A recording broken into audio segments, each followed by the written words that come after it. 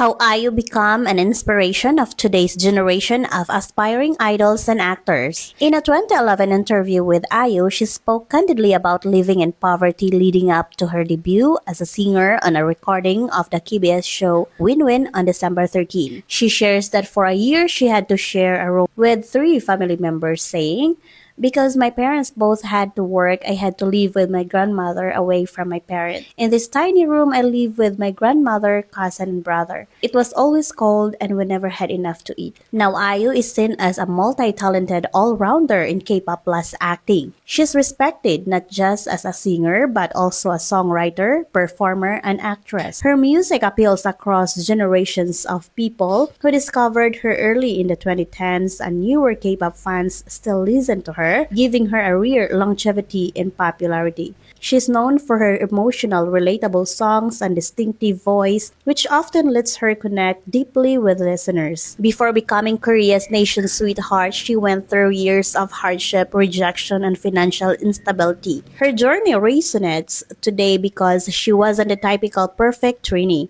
She was a normal girl who became extraordinary through persistence, honesty, and talent. Meanwhile, during one show, IU, who is marking her 17th year since debut, expressed disbelief at approaching her 20th year in the industry. She stated, "Consistency is my motto. I don't strictly separate singing, acting, or variety shows. As someone who expresses herself, my biggest goal is to continue working and meeting people without becoming lazy." IU, who previously differentiated her name as IU for music and Lee Ji-on for acting, has recently unified her stage name to IU. "I wanted to use IU for acting from the start, but was advised that using her real name might help audiences take her more seriously."